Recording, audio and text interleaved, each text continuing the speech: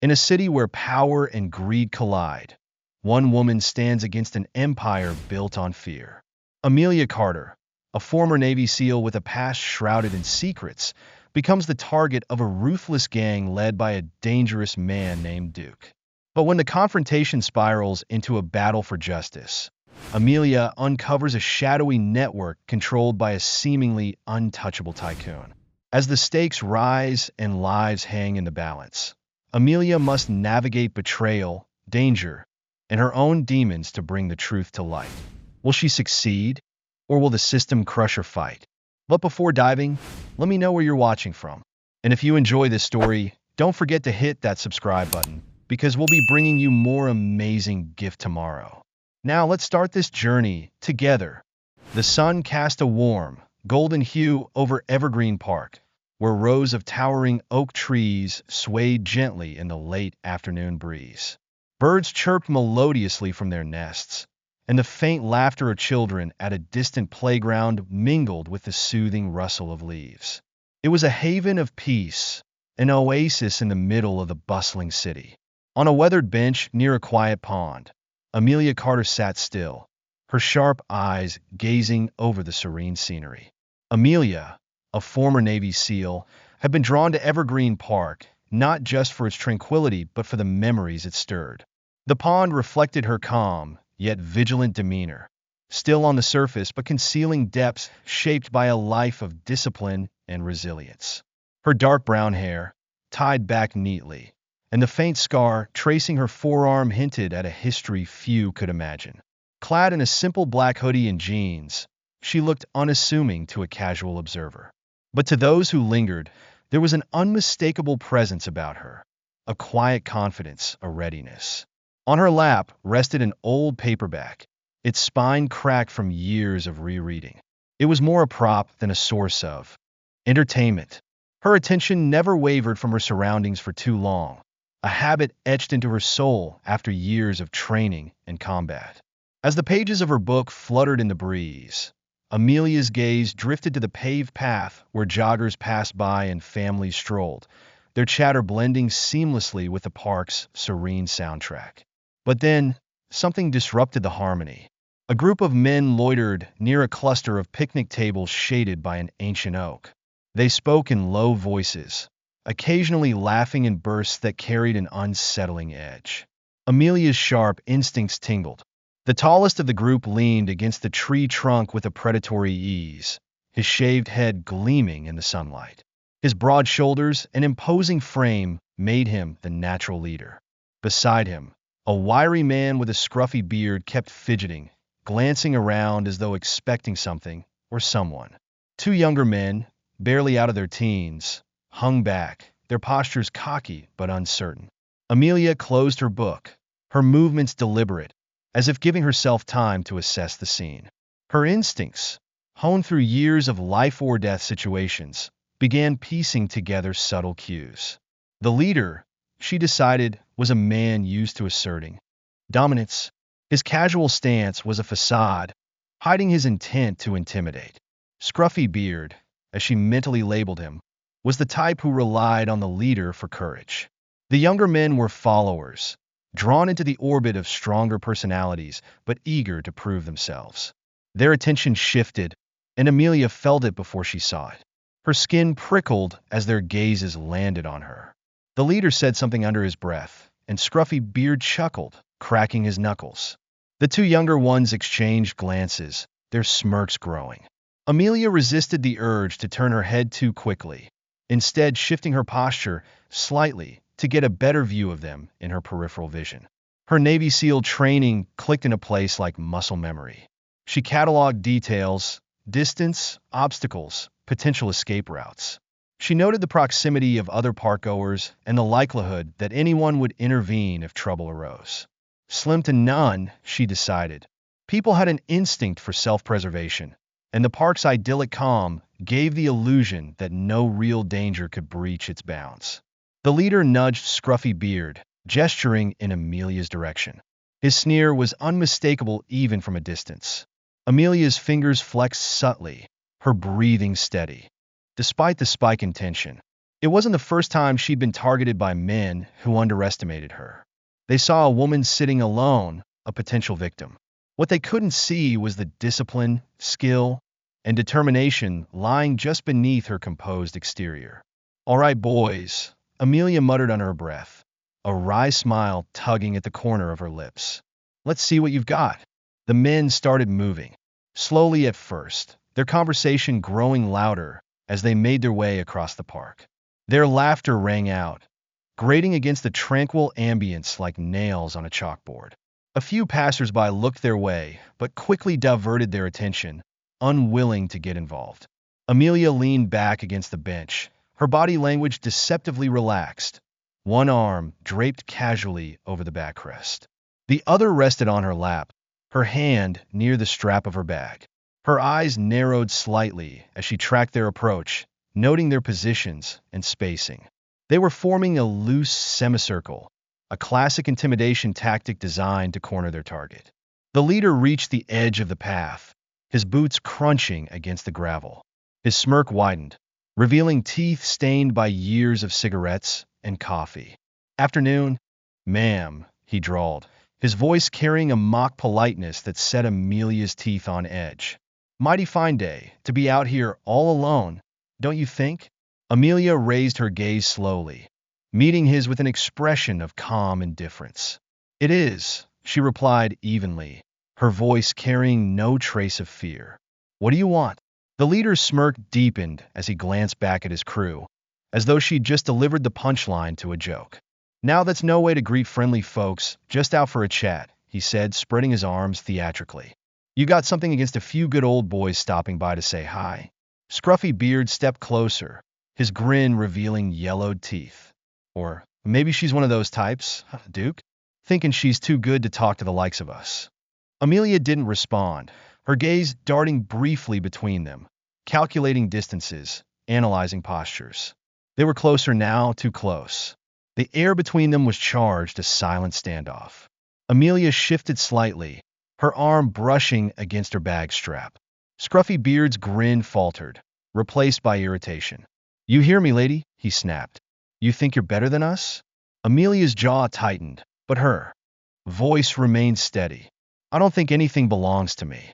I'm just sitting here minding my business." "Oh, you hear that, boys?" Duke said, his tone dripping with mockery. "She's just minding her business. Guess we'll mind it for her." He pointed to the bag resting beside Amelia. "That's a nice bag," he continued, his voice low and threatening, "but it's got something good in it. Why don't you be polite and hand it over? We wouldn't want things to get messy." Amelia's lips twitched, the faintest hint of a smirk. "Polite," she repeated, her tone cool. "Is that what you call this?" Duke's face darkened, the facade of good humor slipping. "Now what's that supposed to mean?" "You know exactly what it means," Amelia replied, her voice cutting through the tension like steel. "You didn't pick me because I'm sitting alone. You picked me because you think I'm an easy target." The silence that followed was thick, oppressive. Duke's crew shifted uneasily, their bravado wavering under Amelia's steady gaze. For a moment, none of them moved. And then, like a storm gathering on the horizon, the moment broke. "Lady," Duke growled, stepping closer, "you're going to regret that." Amelia straightened, her movements deliberate, her gaze unwavering. "No," she said quietly, her voice like ice. "You are." The tension hung in the air, coiled and ready to snap. Amelia knew the next few minutes would determine everything.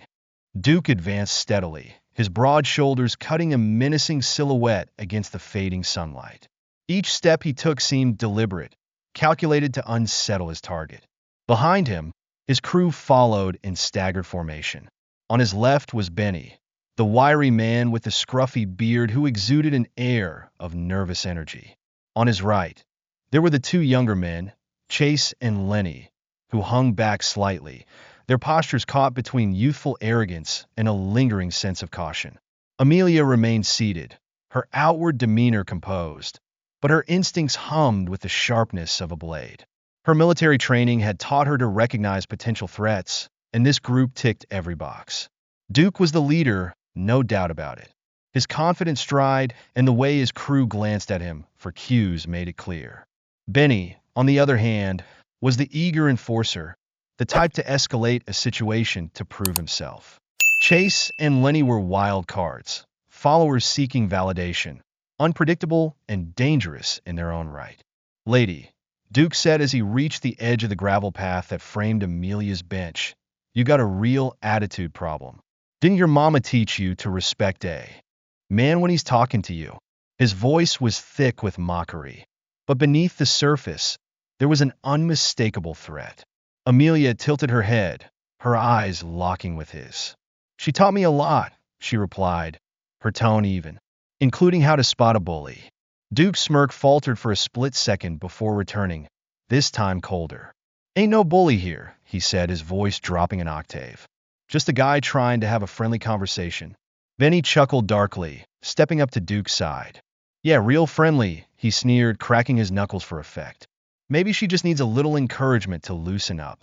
The words hung in the air like a challenge, and Amelia knew the situation was on the verge of boiling over. Her eyes flicked to the other two men. Chase was bouncing slightly on the balls of his feet, his energy restless and volatile, while Lenny stayed a step back, chewing on the corner of his lip as if trying to decide how far he was willing to go. You boys, always this charming? Amelia asked, her voice calm but laced with steel. Or am I just lucky today? Her words, though quiet, carried a weight that drew a subtle shift in the group. Lenny glanced at Chase uncertainly, while Benny's grin twisted into something more hostile. Duke, however, stepped closer, deliberately invading Amelia's space. You think you're funny? Duke growled, his smirk fading as his true nature began to surface. You don't know who you're messing with. Amelia rose from the bench slowly, fluidly, her movements deliberate. She was shorter than Duke, but the way she carried herself, the quiet authority, the unwavering confidence, made it seem as though she towered over him. Her eyes, sharp and unyielding, met his without a trace of fear.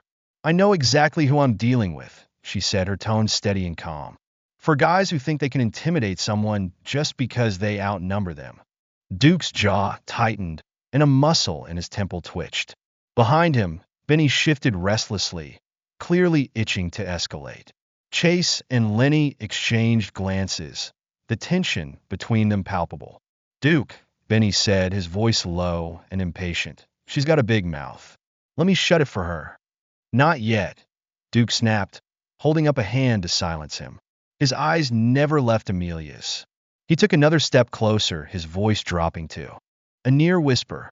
You think you're brave standing there talking like that. But bravery only gets you so far when you don't know what you're up against. Amelia's lips curled into the faintest hint of a smile. Oh, I think I have a pretty good idea. For a moment, the air between them seemed to crackle with unspoken tension.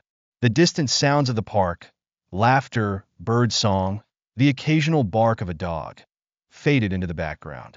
All that existed was the standoff. Benny couldn't take it any longer.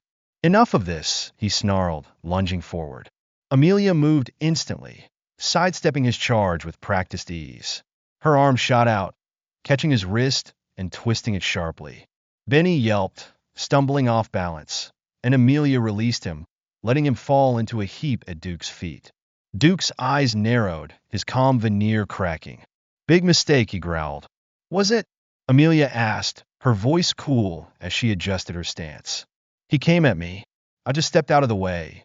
Chase hesitated, his earlier bravado fading as he watched Benny scramble to his feet, clutching his wrist. Duke, he said uncertainly, maybe we should. Shut up, Duke snapped, his voice cutting through Chase's words like a whip. He turned back to Amelia, his expression dark. You're going to regret that. He lunged, his massive frame barreling toward her like a freight train. Amelia stood her ground until the last possible second, then pivoted smoothly to the side. She planted a firm hand against Duke's shoulder, using his momentum to drive him past her and into the edge of the bench. The impact was jarring, and Duke let out a grunt as he stumbled, momentarily disoriented. Benny, seeing his chance, charged again, but this time Amelia was ready. She sidestepped once more, delivering a sharp elbow to his ribs as he passed. Benny crumpled to the ground with a wheeze, his breath knocked out of him. The two younger men hesitated, their confidence clearly shaken. Chase took a step back, glancing nervously at Lenny, who remained rooted to the spot. "This isn't worth it, Duke," Chase muttered, his voice barely audible. But Duke wasn't listening. His pride had been wounded, and his rage burned hotter than his reason. He straightened, his fists clenched, and advanced on Amelia once more. "You think you're tough?" he spat, his voice venomous. "You think you can make fools of us?" Amelia didn't respond, her stance calm but ready. Her silence only seemed to enrage Duke further. Before he could make his next move, a sound broke through the tension, the distant wail of a police siren. The group froze, their heads snapping toward the sound. Chase and Lenny exchanged panicked glances, while Benny groaned from the ground, still clutching his side. "Duke," Lenny said, his voice trembling, "we need to go. Now!" Duke's jaw worked furiously, his fists trembling at his sides. For a moment, it seemed as though he might ignore the sirens, consequences be damned. But as the sound grew louder, closer, he spat on the ground and motioned for his crew to retreat. "This ain't over," he snarled at Amelia, his voice low and venomous. "You'll see." Amelia stood motionless, her sharp gaze following them as they disappeared into the shadows of the park. Only when she was certain they were gone did she allow herself to exhale, her muscles still coiled with residual tension. The sirens faded into the distance, their wail blending with the soft rustle of leaves. The park was quiet once more, but Amelia knew this wasn't the end. Duke's words weren't just a threat, they were a promise, and she wasn't one to leave promises unchallenged. The fading light of dusk settled gently over Evergreen Park, but inside Amelia Carter, a storm was brewing. The earlier confrontation with Duke and his crew still lingered vividly in her mind. The shrill wail of approaching police sirens had forced them to retreat, leaving behind an unexpected but uneasy quiet. Amelia knew that this peace was fleeting, a mere lull before the next inevitable clash. She stood amidst the near-deserted park, her sharp gaze taking in the swaying trees and the golden glow of the setting sun. Images of Duke's retreating figure flashed before her, his face twisted with defiance and a promise that their story was far from over. Amelia exhaled slowly, steadying herself. Experience had taught her that failing to prepare was the quickest route to failure. After ensuring the coast was clear and that Duke's crew wasn't doubling back, Amelia left the park, her footsteps quick and deliberate. On the way home, she stopped at a small cafe tucked into a quiet corner of the city. The warm glow of lanterns and the soft murmur of patrons offered a temporary reprieve from the tension still coursing through her veins. Seated at a secluded corner table, Amelia ordered a cup of coffee and pulled a small notebook from her bag. Inside were hastily scribbled notes from earlier. Duke's commanding demeanor, the unease barely masked by his crew, and the strained dynamic of their group. "They're not just a bunch of random thugs," Amelia murmured to herself.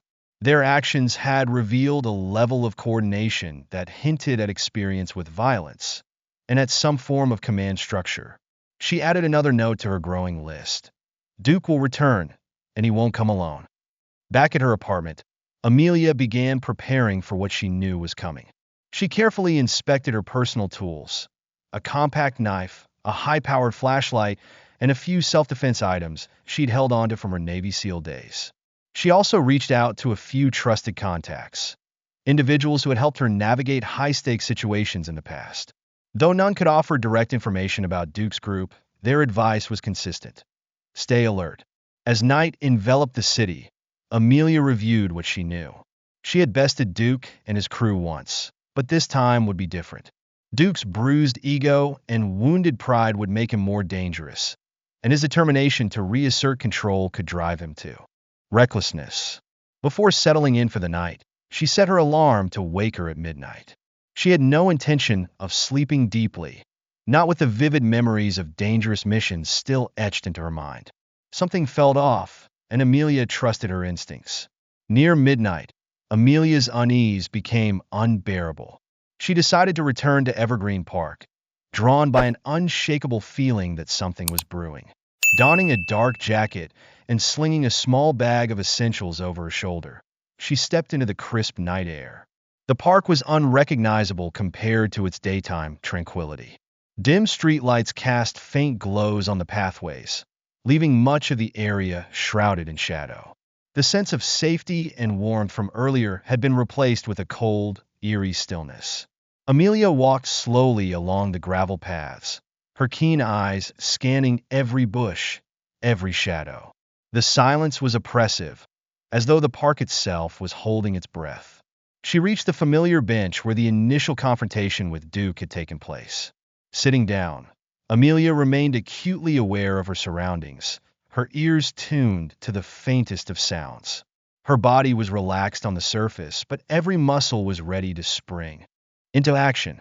Somewhere in the darkened expanse of Evergreen Park, a storm was gathering. Amelia could feel it, and she was ready. The night had deepened, shrouding Evergreen Park in a veil of quiet shadows. Most of the parkgoers had left, and only the faint glow of the moon illuminated the paths and open spaces. Amelia Carter knew she should leave too, but something kept her there.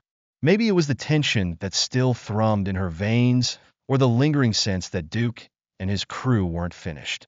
She was right. The crunch of footsteps against gravel broke the silence, and Amelia turned, her sharp instincts immediately on alert. Emerging from the tree line were Duke, Benny, Chase, and Lenny, but they weren't alone. Two more men followed behind, their silhouettes imposing in the dim light. One was burly and broad, his hulking frame seeming almost unnatural. The other was lean, but carried himself with the coiled energy of someone dangerous. Amelia's muscles tensed as she scanned the group. The reinforcements made the odds worse, but she didn't flinch. Her Navy SEAL training had drilled into her one unshakable truth. Composure was key, even when outnumbered. Duke stepped forward, his eyes gleaming with malice. The sting of humiliation from their earlier encounter was evident in every movement. "Told you this wasn't over."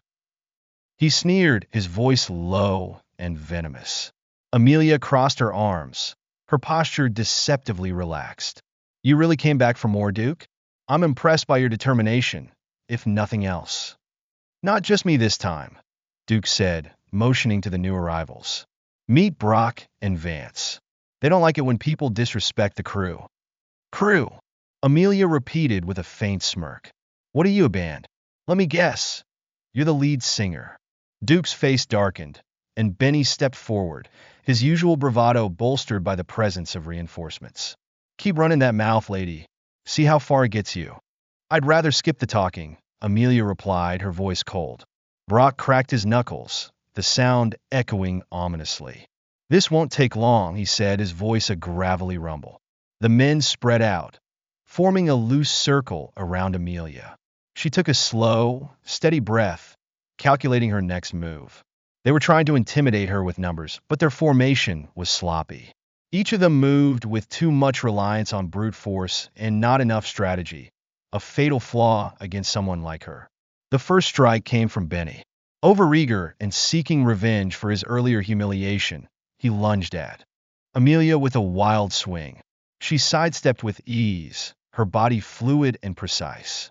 As his momentum carried him forward, she pivoted and delivered a sharp strike to the back of his knee, sending him sprawling to the ground.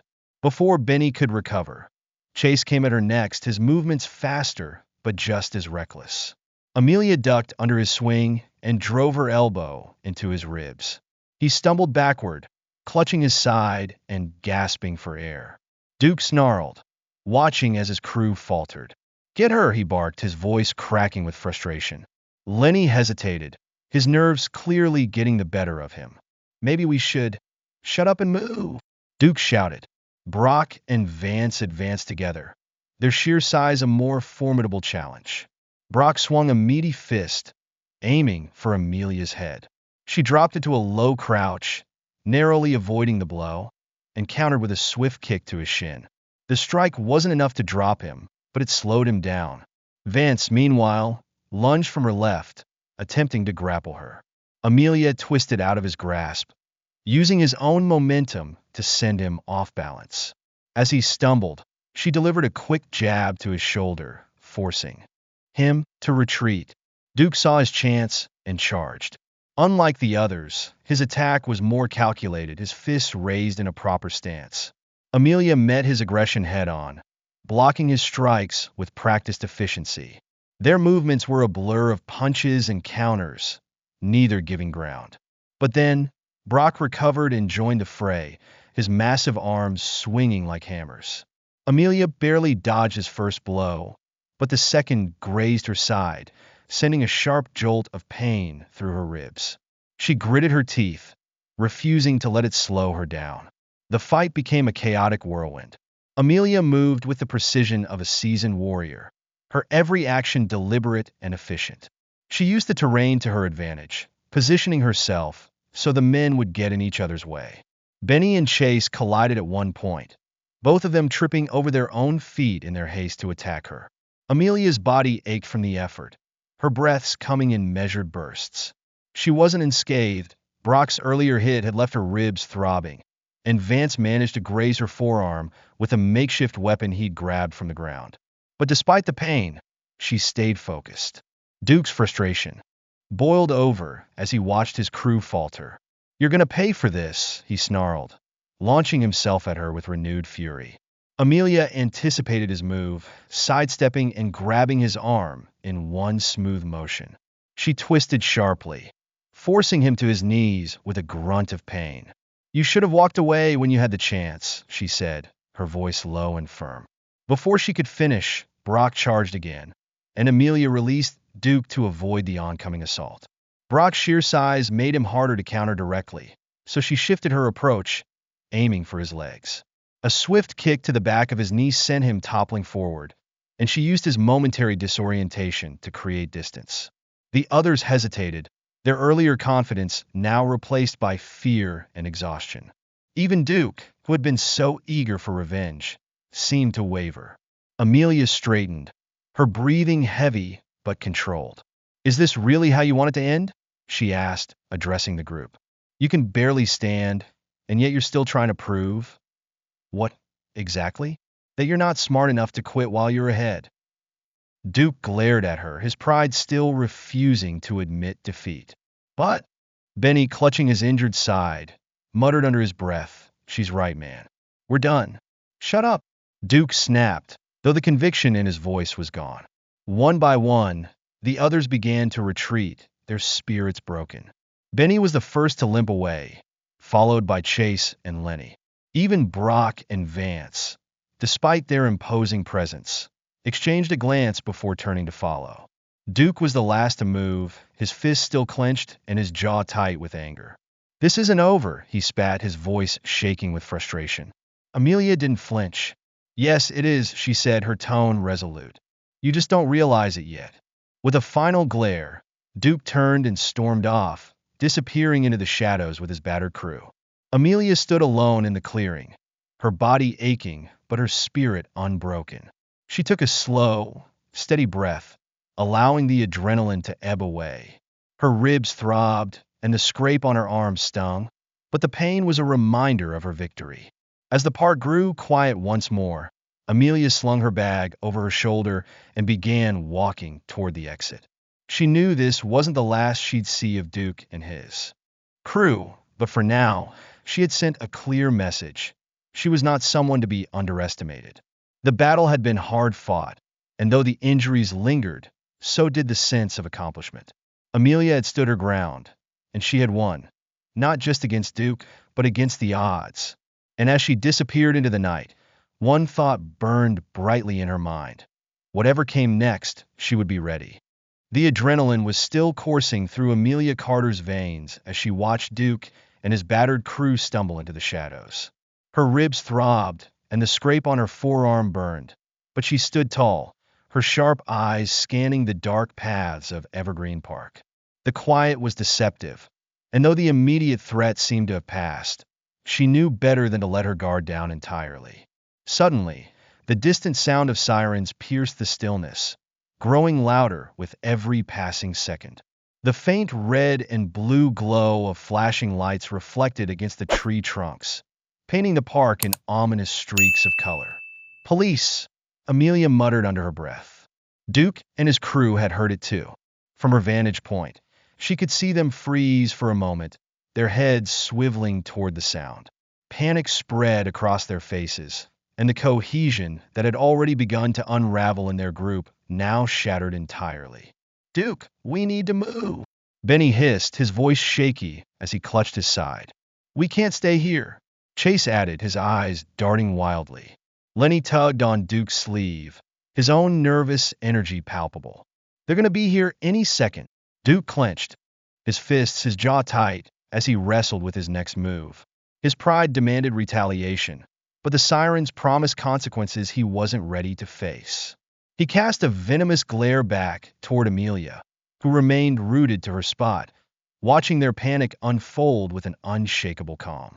This isn't over, Duke growled, his voice carrying over the distance between them. His words were low but dripping with venom, a dark promise that hung in the air like a storm cloud. Amelia met his gaze, her expression unreadable. She didn't flinch, didn't reply. She simply stood there, unyielding, her silence speaking louder than any retort could. Come on, Duke barked at his crew. With one last furious glance at Amelia, he turned and led them deeper into the park, their hurried footsteps crunching against the gravel as they vanished into the shadows. Amelia let out a slow breath, the tension in her shoulders easing slightly. She glanced down at her injured arm, the scrape beginning to clot, but still stinging with every movement. As the sirens grew closer, she decided it was time to meet the approaching authorities. The squad cars pulled up near the park's main entrance, their lights casting an almost surreal glow over the scene. Two officers stepped out, their movements quick but cautious as they surveyed the area. Leading the pair was Sergeant Ethan Reyes, a tall man with a commanding presence and a sharp gaze that missed nothing. His partner, Officer Elena Marks, was smaller in stature, but moved with equal authority. Amelia approached them with measured steps, her hands visible to ensure she wasn't mistaken for a threat. Reyes noticed her immediately, his expression shifting from caution to recognition. Ma'am, he called out, his voice steady. Are you the one who called this in? Amelia shook her head. No, but I think I know who did, she replied, glancing toward a cluster of bushes where a pair of joggers had been hiding earlier. The joggers were gone now, but Amelia had seen them fumble with their phones during the earlier altercation. Reyes nodded, his eyes narrowing slightly as he took in Amelia's disheveled appearance. The scrape on her arm and the way she held herself betrayed the pain she was masking. Are you hurt? He asked. Nothing serious, Amelia said, brushing off the concern. They're gone now. Took off when they heard you coming. They? Officer Marks interjected, stepping closer. A group of 6, Amelia explained. 4 younger men and 2 others. One of them, Duke, is the leader. They cornered me, and things got physical. Reyes frowned, pulling out a notepad. Duke? Can you describe him? Amelia provided a detailed description of Duke and the others, her sharp memory recalling every significant detail, from Duke's shaved head and muscular build to Benny's wiry frame and Lenny's nervous glances. As Reyes jotted down notes, Mark scanned the area with a flashlight. You said it got physical. Did you fight them off? Amelia hesitated. She had no intention of revealing her SEAL background, knowing it could complicate things. I defended myself, she said simply. Marks arched an eyebrow, but didn't press further. Reyes looked up from his notepad. This Duke guy, does he have a last name? Amelia shook her head. I didn't get that far. But he's trouble, and he won't let this go. He made that much clear. Reyes exchanged a glance with Marks. We've had reports of incidents like this recently. Groups of men targeting individuals in public spaces. No one's been able to provide much detail until now. Well, Amelia said, her tone dry. Now, you got details. What are you going to do with them? Reyes' jaw tightened, but he didn't rise to the challenge in her voice. We'll start by canvassing the area. If they're still nearby, we might be able to bring them in for questioning. They won't be, Amelia said flatly. They're long gone by now. Even so, Mark said, her flashlight sweeping across the path, we might find something they left behind. Reyes closed his notepad and turned his attention back to Amelia. We'll handle this from here, but I need you to come down to the station and file a formal report. Amelia hesitated. She wasn't one to rely on authorities, knowing how slow and often ineffective the system could be. But she also knew that Duke's threat wasn't idle, and the more information the police had, the better equipped they'd be to handle him and his crew. Fine, she said after a moment. Lead the way. At the station, Amelia sat across from Reyes in a small interrogation room, her arms crossed as she recounted the events in painstaking detail. She described how Duke and his crew had approached her, the way they tried to intimidate her, and how the confrontation had escalated into violence.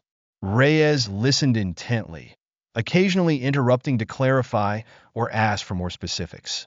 When she finished, he leaned back in his chair, his expression thoughtful. This wasn't random, he said finally. They picked you for a reason. Because I was alone, Amelia replied. Reyes shook his head. That's part of it, sure. But Duke doesn't strike me as someone who just picks fights for no reason.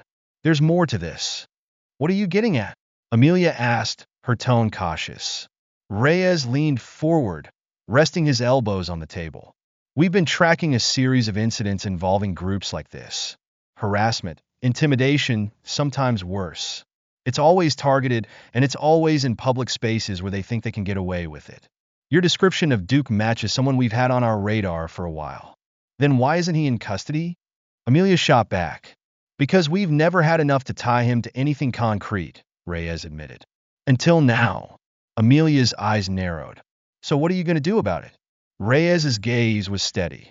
We're going to find him, and when we do, we'll make sure he doesn't hurt anyone else. Amelia leaned back in her chair, her expression unreadable. She wanted to believe him, but she knew how these things worked. Justice was never as swift or certain as it should be. I'll hold you to that, she said finally, her voice low but firm. Reyes nodded, recognizing the weight behind her words. We'll keep you updated on the investigation. In the meantime, if you see or hear anything, call me directly. He slid a card across the table, his name and number printed neatly on the front. Amelia took the card but didn't reply. As she left the station and stepped into the cool night air, she couldn't shake the feeling that this was just the beginning. Duke's promise echoed in her mind, a reminder that some battles didn't end with a single confrontation. But Amelia wasn't afraid. If Duke wanted to come after her again, he'd find out the hard way that she was more than ready. The city's morning buzz had barely begun when Amelia Carter settled at the corner table of a small cafe tucked between two aging brownstones. The scent of freshly brewed coffee wafted through the air, mingling with the distant hum of traffic. Her ribs still ached from the previous night's altercation, and the scrape on her forearm stung, but her focus was elsewhere. She scrolled through her phone, rereading the sparse notes she had jotted down during her meeting with Sergeant Reyes. Duke's name, his crew's descriptions, and the promise of an investigation lingered in her mind. But Amelia knew better than to leave her fate solely in the hands of law enforcement. She had seen too much in her life to trust bureaucracy to deliver swift justice. Her thoughts were interrupted by the sound of a chair scraping against the tiled floor. She glanced up to see Naomi Pierce, her longtime friend and a tenacious investigative journalist, sitting down across from her. Naomi's sharp eyes were already scanning Amelia, cataloging the injuries and the tension that seemed to radiate from her. Rough night? Naomi asked, setting her leather messenger bag on the floor. You could say that, Amelia replied, offering a faint smirk. Naomi leaned forward, her elbows on the table. Let me guess. This has something to do with why you called me at the crack of dawn, asking for help. Spill. Amelia didn't waste time. She detailed the events of the previous evening, from Duke's attempted intimidation to the fight that left her bruised but victorious. She described the group's dynamic, Duke's leadership, and his ominous parting words. Naomi listened intently, her brow furrowing deeper with each detail. That's not just some random gang, Naomi said when Amelia finished. You don't pull off coordinated attacks in public spaces without a bigger agenda. There's something more here. My thoughts exactly, Amelia said, sliding her phone across the table. Reyes mentioned they've been tracking similar incidents, but he didn't have much to share beyond that. I need to know who these guys really are and who's backing them. Naomi picked up the phone, her sharp mind already piecing together potential leads. Duke sounds like a small-time player with big-time ambitions. If he's part of a larger network, there's a paper trail somewhere. These kinds of operations need money, logistics, and connections. I can start digging. Good, Amelia said. I'll do my part. Too. Naomi tilted her head, curiosity gleaming in her eyes.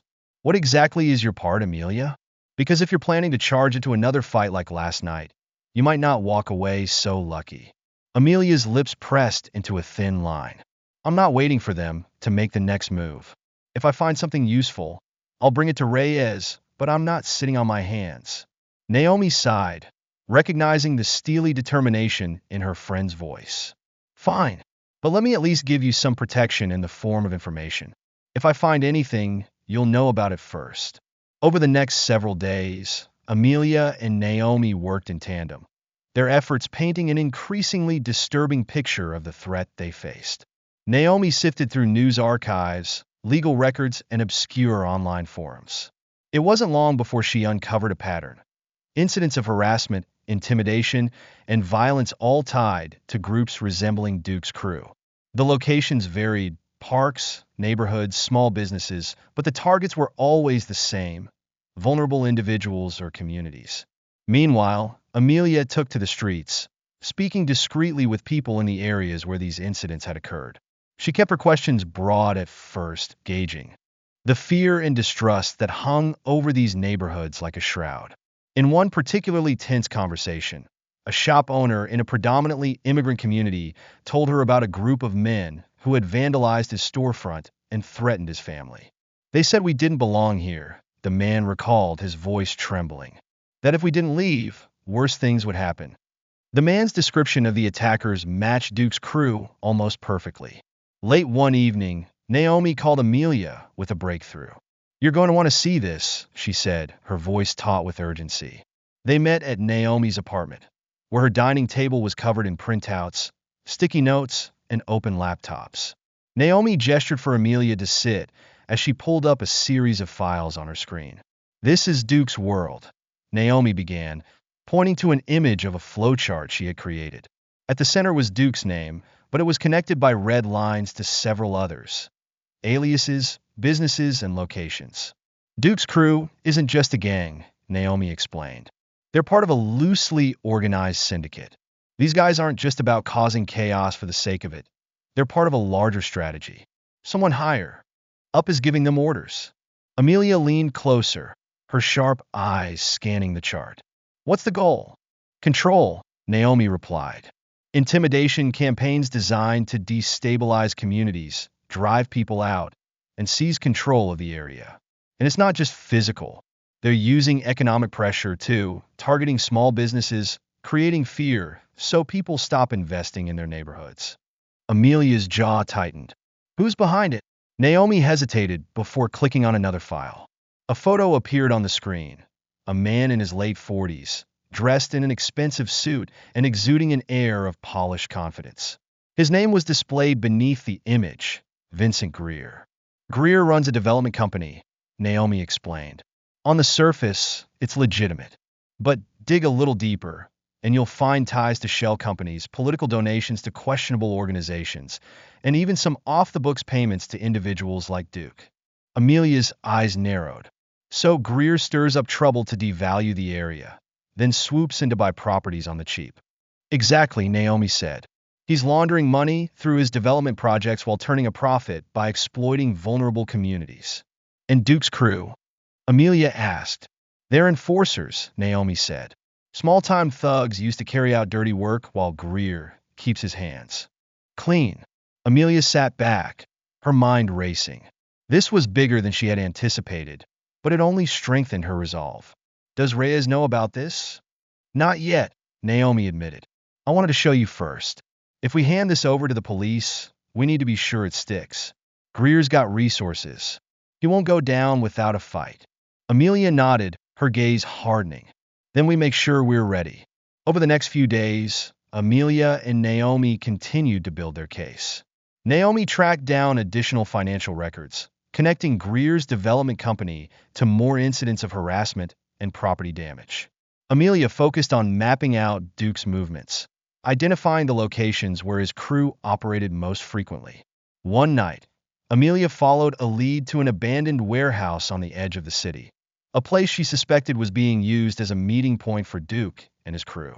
From her vantage point on a nearby rooftop, she watched as a black SUV pulled up and Duke climbed out, followed by Benny and Lenny.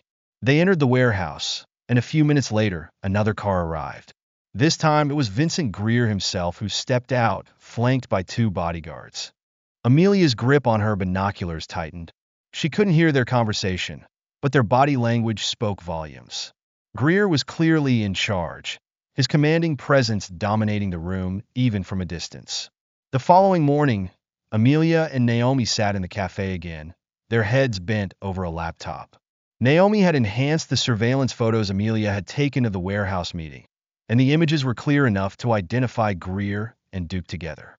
"This is it," Naomi said, her voice tinged with both excitement and urgency. "This ties them together." "It's not enough to bring them down," Amelia replied, her tone measured. "But it's a start." Naomi nodded. "So, what's the plan?" Amelia's gaze was steely, her resolve unwavering. "We keep digging. If Greer wants to play puppet master, I'm going to cut the strings." The streets were quieter than usual as Amelia Carter parked her car a block away from the dilapidated industrial district on the outskirts of the city. The chill of the early morning air seeped through her jacket, but she paid it no mind. This wasn't about comfort. It was about ending a threat that had grown far larger than she'd anticipated.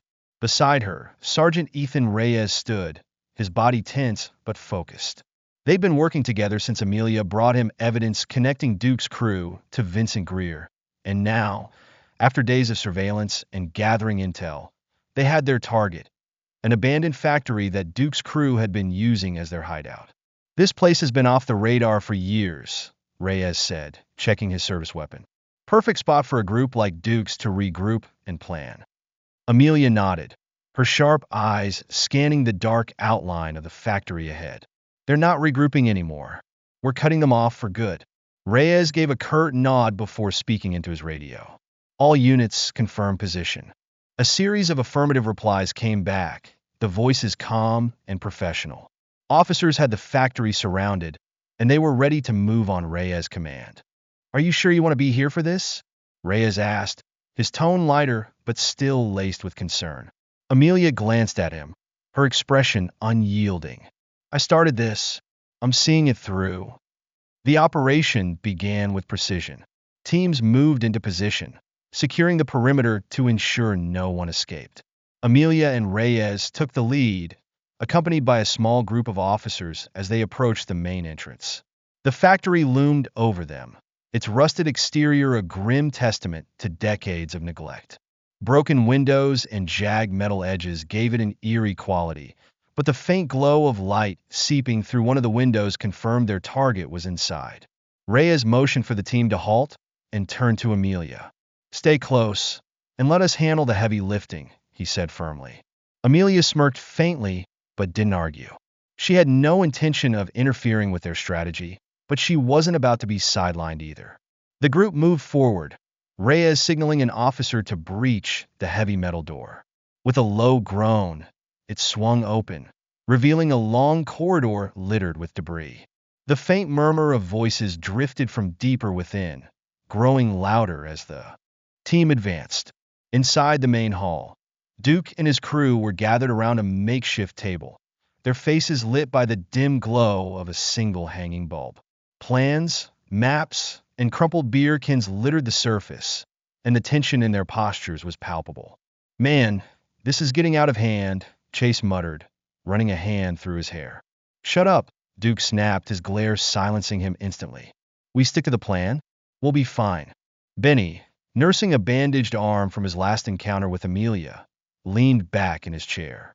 "You keep saying that, but she keeps showing up. You saw her with the cops. She's not going to let this go. That's why we're hitting back," Duke growled, slamming a fist on the table. "We sent a message, and she'll learn to stay out of our way." Before anyone could respond, The faint sound of movement outside the hall drew their attention. Duke's eyes narrowed, and he motioned for silence, his instincts suddenly on high alert. "What was that?" Lenny whispered, his voice trembling. "Probably nothing," Duke said, though his tone betrayed his doubt. He gestured for Benny to check it out, and the wiry man reluctantly grabbed a crowbar before heading toward the corridor. Benny didn't make it far. As he rounded the corner, he was met with a blinding flashlight beam and the unmistakable shout of police. "Hands up!" Caught off guard, Benny froze, his crowbar clattering to the floor. Before he could react further, officers had him restrained and disarmed. The commotion sent the rest of Duke's crew into a frenzy. "They found us!" Lenny shouted, scrambling to his feet. "Stay calm," Duke barked, but his own panic was evident. Amelia and Reyes entered the hall just as chaos erupted. Duke reached for a metal pipe, his glare locking onto Amelia with pure hatred. "You," he snarled, charging at her with reckless fury. Amelia sidestepped his attack, her movements smooth and precise. She ducked under his swing and delivered a swift strike to his ribs, sending him stumbling. "You've been running long enough, Duke," Amelia said coldly, her eyes never leaving him. Duke growled, swinging again, but Amelia blocked him effortlessly, twisting the pipe from his grip and tossing it aside. Meanwhile, the rest of the room erupted into a flurry of movement. Chase and Lenny tried to flee, but were quickly apprehended by officers. Brock, the burly enforcer who had been a formidable presence in their last encounter, charged at Reyes, but the sergeant met him with practiced efficiency, disarming and restraining him in seconds. Vance, the last of Duke's reinforcements, made a desperate attempt to escape through a side door, but Amelia intercepted him. She spun him around, delivering a calculated kick to his knee that dropped him to the ground. Within moments, the hall was under control. The remaining crew members were cuffed and lined up against the wall, their defiance now replaced with the grim realization that their operation had come to an end. Duke, however, wasn't ready to admit defeat. He struggled against the officers restraining him, his eyes blazing with fury as he spat curses at Amelia. "You think this changes anything?" he shouted. "You think you've won?" Amelia stepped closer, her expression calm but steely. "You're done, Duke. You just don't know it yet." He sneered, his bravado still intact despite the circumstances. "You think taking me down will fix everything? You don't even know the half of it." "Then start talking," Reyes interjected, his voice sharp. "Who's behind this? Who's giving the orders?" Duke hesitated, his gaze darting between Reyes and Amelia. For a moment, it seemed as though he might crack, but then his lips curled into a spiteful grin. "You'll find out soon enough," he said cryptically. Reyes shook his head, clearly unimpressed. "Take him out of here," he ordered the officers. As Duke was dragged away, Amelia couldn't help but feel a sense of unfinished business. His cryptic warning lingered in her mind, a reminder that the fight wasn't over. Later, outside the factory, Reyes approached Amelia as officers loaded Duke and his crew into squad cars. "You handled yourself well in there," he said. "Thanks," Amelia replied, though her tone was distant. Reyes studied her for a moment before speaking again. "You heard what he said. He's not just bluffing. There's more to this than we've uncovered so far." Amelia nodded, her gaze fixed on the horizon. "That's why we can't stop now. Duke might be in custody, but the real threat is still out there." Reyes sighed, his expression grim but resolute. "Then we'd better be ready for what's next." The fluorescent lights of the police interrogation room buzzed faintly, casting a harsh glow over the stark, white walls.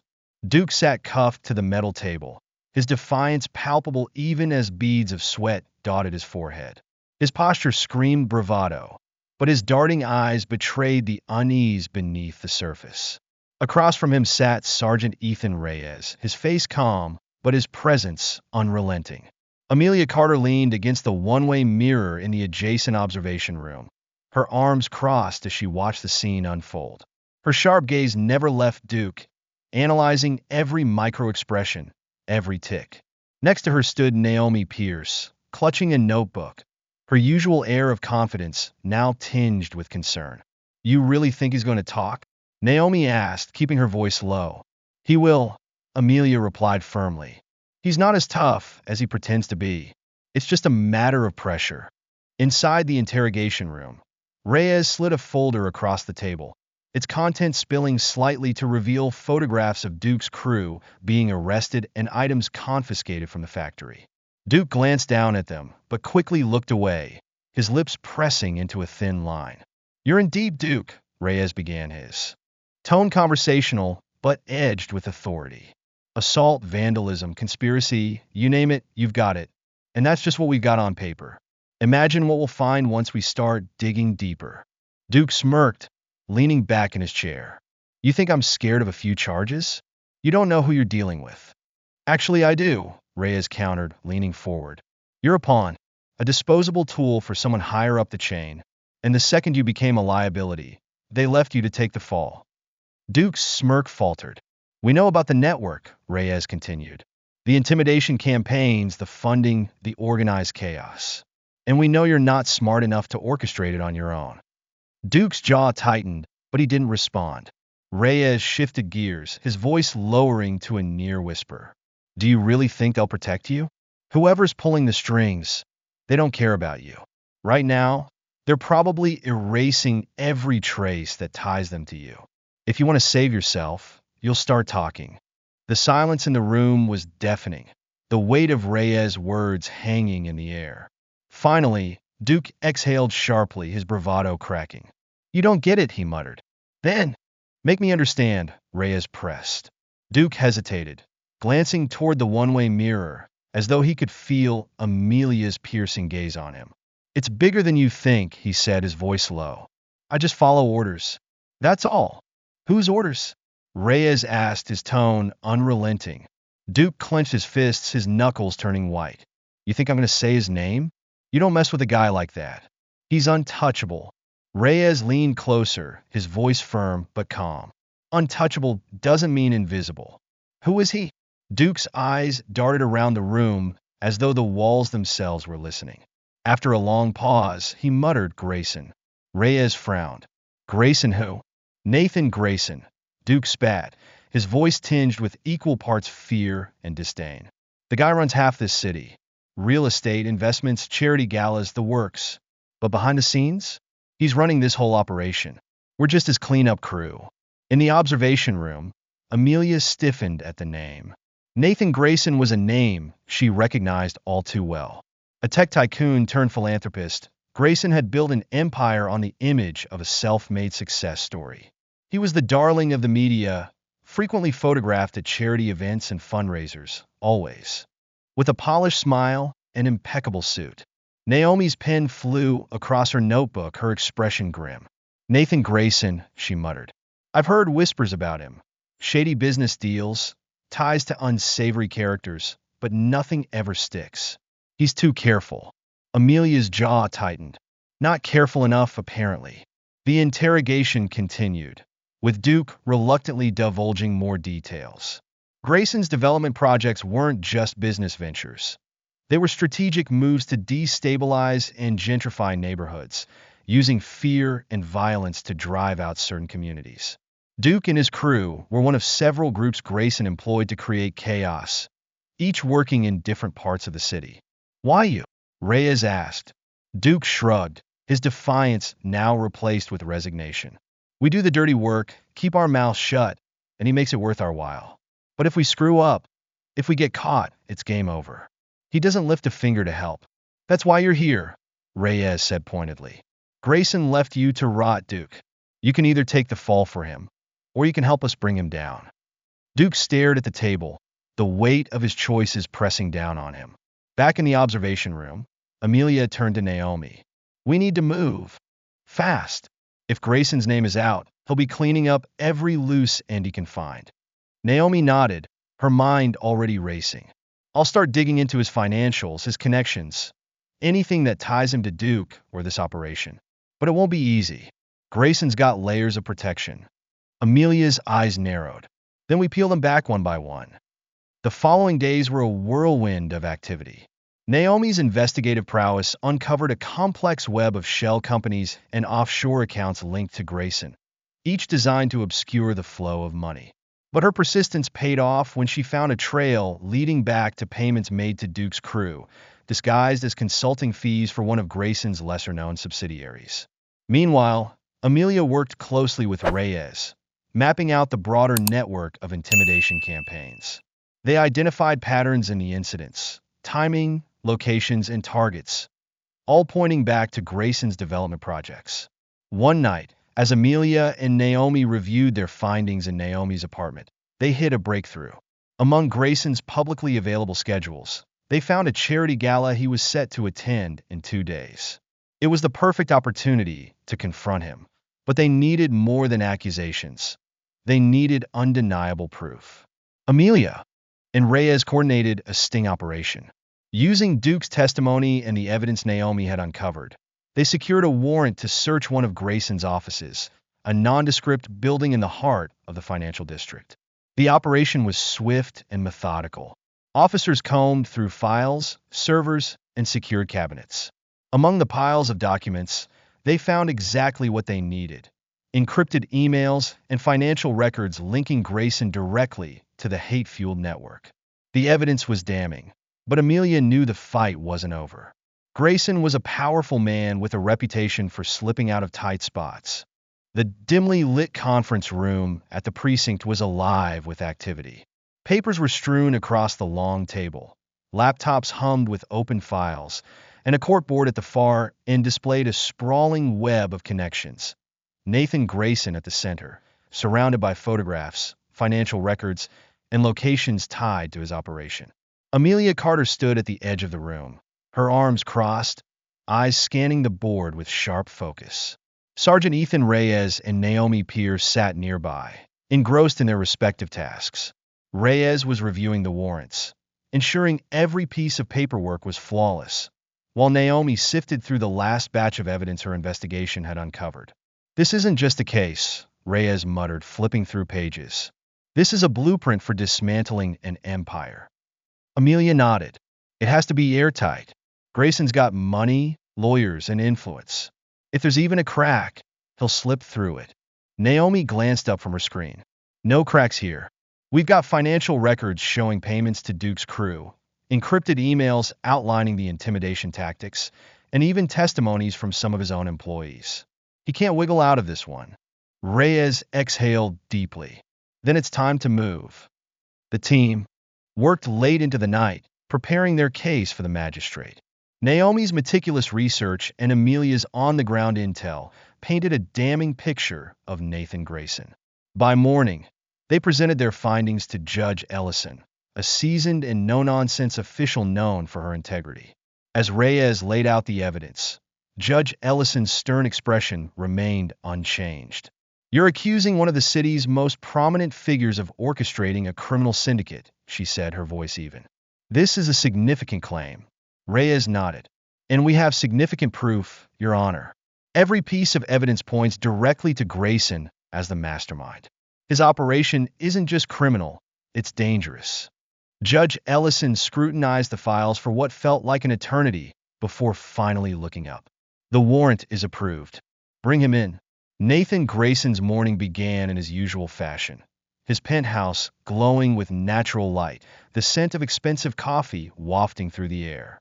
Dressed in a tailored suit, he prepared for a meeting with his legal team, confident that the rumors of an investigation into his dealings were baseless. That confidence shattered when the elevator doors opened to reveal Reyes and a team of officers. "Mr. Grayson," Reyes announced, stepping forward with calm authority, "you're under arrest for conspiracy, corruption, and incitement of violence." Grayson's smile froze, his hand gripping the edge of his desk. "This is outrageous," he said, his voice sharp. "Do you know who I am?"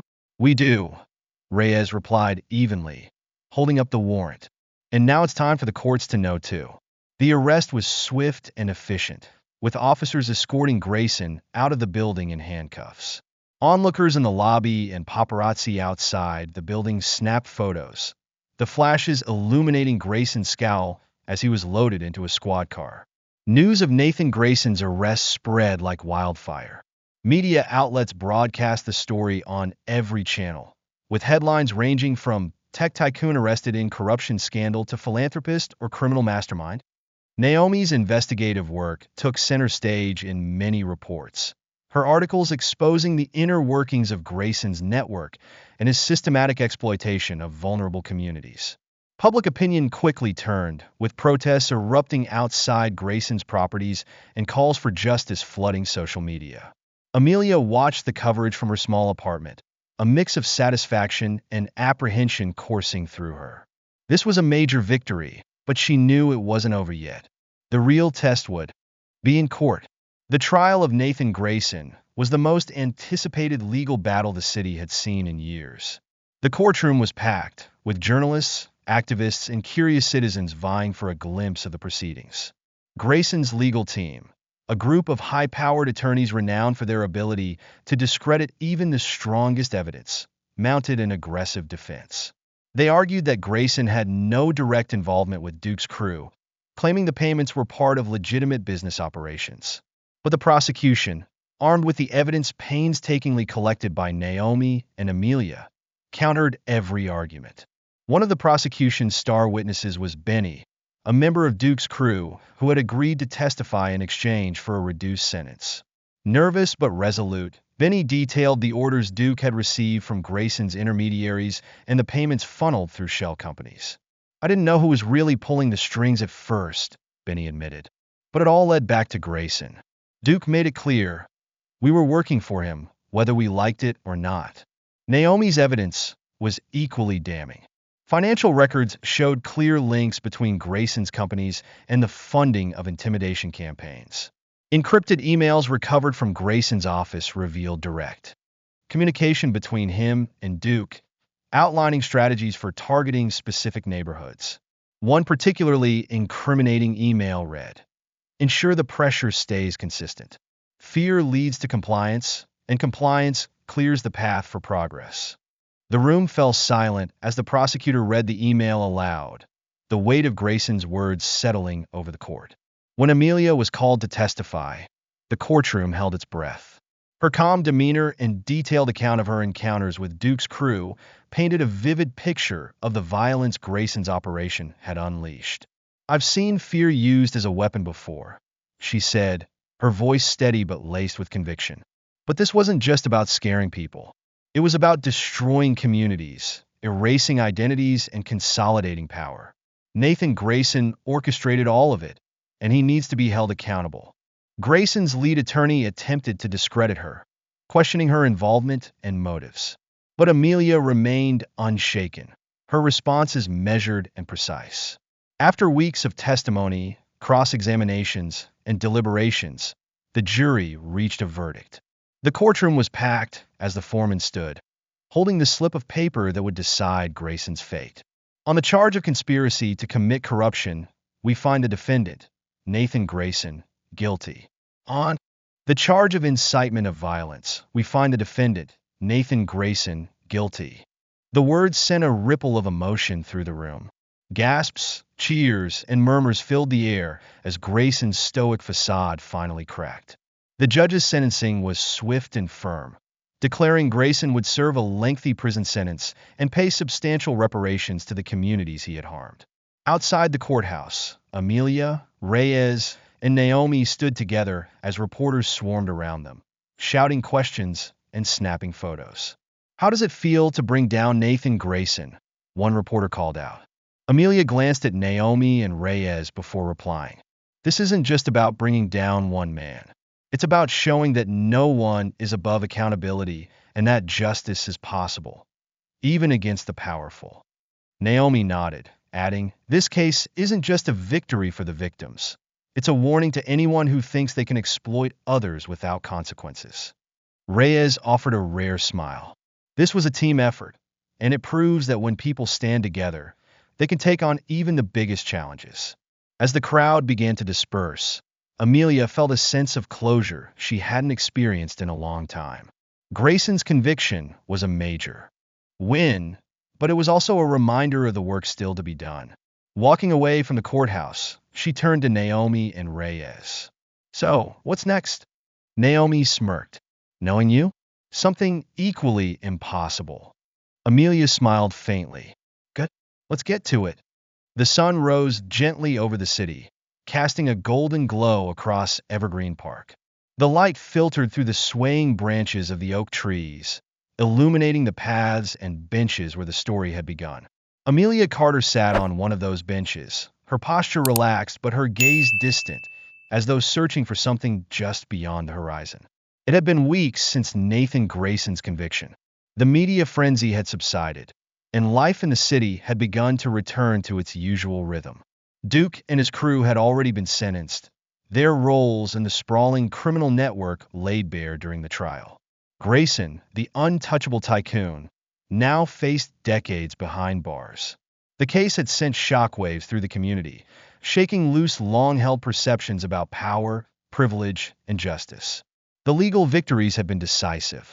Duke's sentence, 15 years for conspiracy and violence, was a stark reminder of the consequences of his actions. For his crew, varying sentences ensured they would be off the streets for years to come. Each of them had played a role in terrorizing neighborhoods, and their punishment reflected their choices. Grayson's fate had been even more symbolic. The once powerful businessman, whose wealth and connections had shielded him for so long, now sat in a stark prison cell. His conviction wasn't just about his crimes. It was a message to those like him that justice could prevail, even against those who seemed untouchable. But for Amelia, the victory was bittersweet. As Amelia sat on the bench, memories of the battle she had fought replayed in her mind. She thought about Duke's ominous threat in the park, the tense moments in the interrogation room, and the relentless pursuit of truth alongside Sergeant Reyes and Naomi Pierce. It had been a journey of determination, resilience, and sacrifice. Despite the success, Amelia knew the fight wasn't truly over. Grayson's conviction was a significant blow, but the hatred and greed that fueled his network couldn't be eradicated overnight. There would always be others willing to exploit fear for power, and communities would continue to face challenges long after the headlines faded. Naomi's voice echoed in her mind. This isn't just about one man, it's about a system that lets people like him thrive. Amelia nodded to herself. The system had cracks, but this victory had shown that those cracks could be patched, brick by brick, with enough effort and collaboration. The park around her began to stir as the morning progressed. Joggers passed by, and children's laughter rang out from the playground in the distance. It was a stark contrast to the tense and hostile atmosphere she had faced the last time she sat on this bench. A man walking his dog paused nearby, offering Amelia a polite nod. "You're Amelia Carter, right?" he asked hesitantly. She turned to him, offering a small smile. "That's me. I just wanted to say thank you," he said earnestly. "What you did, standing up to those guys, exposing Grayson, it's made a real difference. My neighborhood feels safer now." Amelia nodded, her smile softening. "Thank you for saying that. It means a lot." As he walked away, Amelia felt a renewed sense of purpose. The work she had done wasn't just about taking down criminals. It was about giving people hope, a chance to reclaim their communities and live without fear. Amelia leaned back on the bench, her thoughts turning to the lessons this journey had taught her. First, she had learned the power of persistence. It would have been easy to walk away after that first confrontation with Duke, to leave the problem in the hands of law enforcement and move on. But she had stayed, fought, and pushed for justice, even when the odds seemed stacked against her. Second, she realized the importance of allies. Sergeant Reyes' calm leadership, Naomi Pierce's investigative brilliance, and even Benny's reluctant testimony had been crucial in unraveling Grayson's network. No one could take on a battle like this alone, and Amelia had found strength in the teamwork that had carried them to victory. Finally, she reflected on the resilience of communities. Despite the fear and violence they had endured, the people targeted by Grayson's network had shown remarkable courage. They had come together to share their stories, to stand against intimidation, and to demand better. Their strength had inspired her to keep going, even when the fight felt impossible. Naomi joined Amelia later that morning, her ever-present notebook in hand. She plopped down on the bench with a grin. "You're brooding again," she teased. "Just thinking," Amelia replied, her tone lighter than it had been earlier. Naomi opened her notebook, flipping through pages of scribbled notes and ideas. I'm working on an article about the trial. Not just what happened, but what it means. Why it matters. Amelia raised an eyebrow. And what have you come up with? Naomi's expression turned serious. It's about accountability, sure, but it's also about breaking cycles. Grayson's whole operation relied on people being too scared or too tired to fight back. You prove that it's possible to push back, to say, enough. Amelia nodded slowly. It's a start, she said, but there's still a lot to do. Always, Naomi agreed. But that doesn't mean you can't take a moment to breathe. You've earned it. As the day unfolded, Amelia allowed herself a rare moment of peace. She knew she wouldn't stay idle for long. There were other battles to fight, other communities that needed champions. But for now, she took solace in the knowledge that she had made a difference. When she left the park, the sun was higher in the sky, and her steps were lighter. The city felt a little brighter, its streets a little safer. And while the work ahead was daunting, Amelia knew she was ready for it. Because at the end of the day, it wasn't just about fighting against injustice. It was about building something better, a future where fear didn't dictate people's lives, where greed didn't go unchecked, and where every victory, no matter how small, brought them closer to that vision. The chapter closes with Amelia walking through the city, the echoes of children's laughter from the park fading into the distance. She glances over her shoulder at the skyline, her eyes filled with determination. Though her fight against Grayson had ended, her journey was far from over. The battle against hate and corruption was a marathon, not a sprint. But Amelia Carter was in it for the long haul. Thank you for staying with us until the end of this heartfelt story. We wish you a joyful and warm Christmas filled with love and happiness. Don't forget to hit that subscribe button to join us for more inspiring stories to come. See you in the next one.